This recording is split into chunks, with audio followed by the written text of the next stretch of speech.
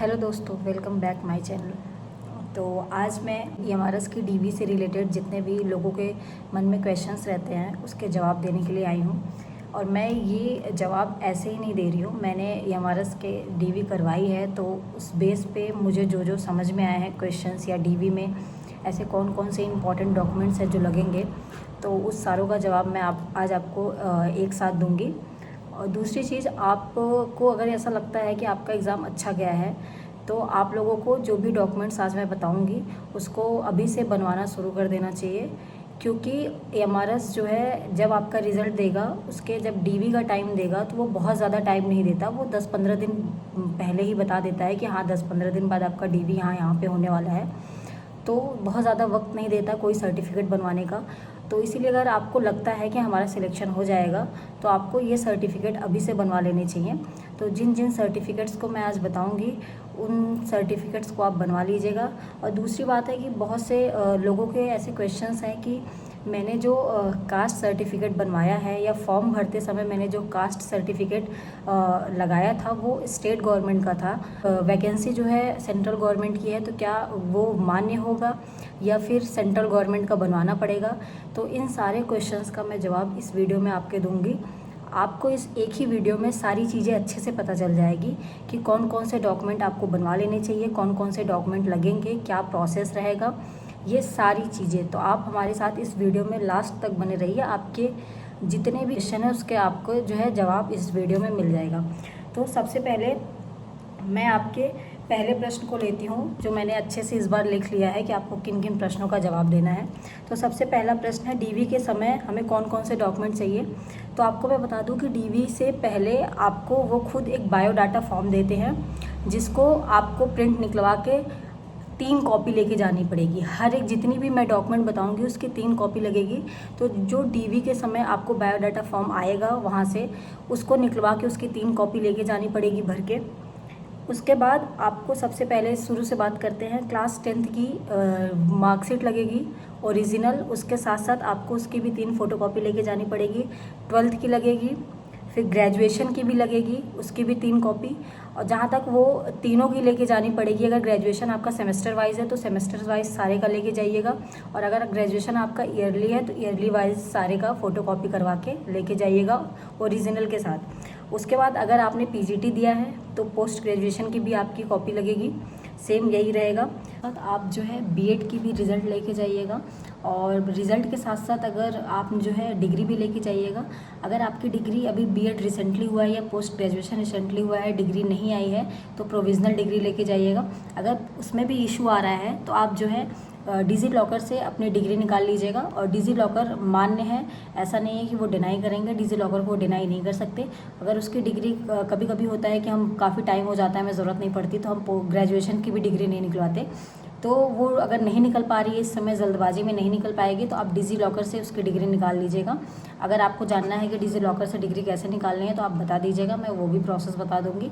तो वहाँ से डिग्री निकाल लीजिएगा, वो भी मान हो जाएगी। लेकिन डिग्री आपको तीनों का लेके जाना है, डिग्री भी वो देखते हैं, नहीं है तो प्रोविज़नल लेके जाइए, वो भी नहीं हो पा रहा है तो आप डिजी लॉकर से निकालिए। फिर बात करते हैं सीटेट। तो सीटेट आपका अगर मांगा है उसमें तो सीटेट की आपकी कॉपी लगेगी। प्लस सीटेट में एक चीज़ ध्यान दीजिएगा, हम लोग के टाइम पे ये हुआ था कि कुछ लोग सर्टिफिकेट लेके आए थे तो उन्होंने उसका रिज़ल्ट मांगा था, सर्टिफिकेट भी मांगा था, साथ में बोला था कि आप रिज़ल्ट भी हमें लगा के दीजिए।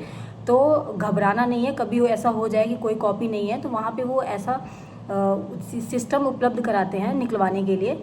तो आप पहले से ही अवेयर रहिएगा। सीटेट का जो आपके रिज़ल्ट है और सर्टिफिकेट है, 2 चीज़ें आती हैं, तो दोनों आपको निकलवा के ले जाना है, प्लस उसके साथ 3 फोटोकॉपी करवा के लेके जानी है।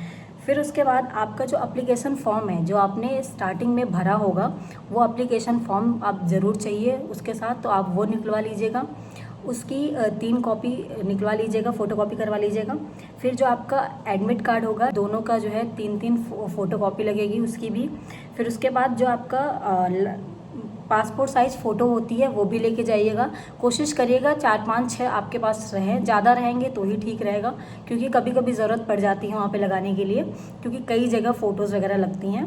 ज़्यादा लोगों के क्वेश्चंस हैं कास्ट सर्टिफिकेट को लेके, कि जो हमारे ओबीसी के कास्ट सर्टिफिकेट या ईडब्ल्यूएस के हैं, फिर SC ST किसी के भी कास्ट सर्टिफिकेट हैं, जो मैंने फॉर्म भरते वक्त स्टेट गवर्नमेंट के लगाए हैं तो क्या वो वैलिड माने जाएंगे या उसको रिजेक्ट कर दिया जाएगा। तो गाइस ऐसा कुछ भी नहीं है, वो रिजेक्ट नहीं करते हैं। अगर आपने फॉर्म भरते वक्त स्टेट गवर्नमेंट के कास्ट सर्टिफिकेट लगा दिए हैं तो वो बिल्कुल भी रिजेक्ट नहीं करेंगे। पर हाँ, आप जो सर्टिफिकेट लगाए हैं उस सर्टिफिकेट को ज़रूर लेके जाइएगा। प्लस आप अभी से अपने सेंट्रल गवर्नमेंट का जो है जो सर्टिफिकेट होता है कास्ट वाला वो अप्लाई कर दीजिए, वो भी साथ में लेके जाइएगा। जब वो मांगे तो आप दोनों दिखाइएगा और दोनों का ओरिजिनल प्लस 3 कॉपी बना के लेके जाइएगा। ये गलती आप मत करिएगा, भूलिएगा नहीं कि नहीं वही वाला ले जाते हैं या फिर सेंट्रल का बनवा लिए तो पुराना नहीं ले जाते। पुराना भी आप ले जाइएगा जो आपने उस समय फॉर्म भरते वक्त दिखाया होगा, भरा होगा।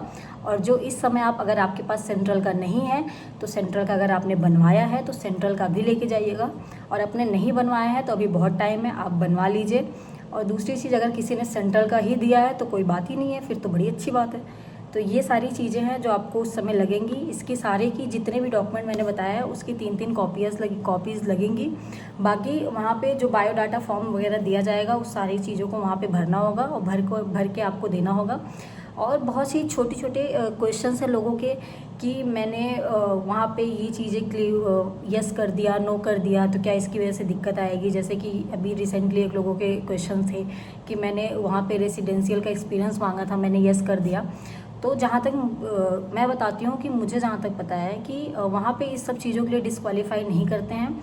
वहाँ पे आपके मेन आपका ये देखते हैं कि आपका जो वो कट ऑफ डेट देंगे बाद में, उस कट ऑफ डेट के बाद आपका कोई भी जो डॉक्यूमेंट हो जो वो मांगे हो उस कट ऑफ डेट के बाद का नहीं होना चाहिए। खासकर आपका एजुकेशन से रिलेटेड। ऐसा नहीं है कि कास्ट सर्टिफिकेट बनवा रहे हैं वो कट ऑफ डेट के बाद है तो वो रिजेक्ट कर देंगे, ऐसा कुछ भी नहीं है। वो जब डॉक्यूमेंट वेरिफिकेशन करते हैं तो ये मैच करते हैं कि जो उन्होंने क्वालिफिकेशंस मांगी थी वो क्वालिफिकेशंस आपकी सेम है कि नहीं। जैसे कि अगर वो ग्रेजुएशन में आप हिंदी से फॉर्म भरे हैं या एसएसटी से भरे हैं तो वो आपका सब्जेक्ट मैच कर रहा है कि नहीं, कि तीनों साल ये सब्जेक्ट है कि नहीं, मैंने मांगी है कि ये है कि नहीं। बस ये सारी चीज़ें देखते हैं। बाकी ये छोटी छोटी चीज़ों पे वो ध्यान नहीं देते हैं।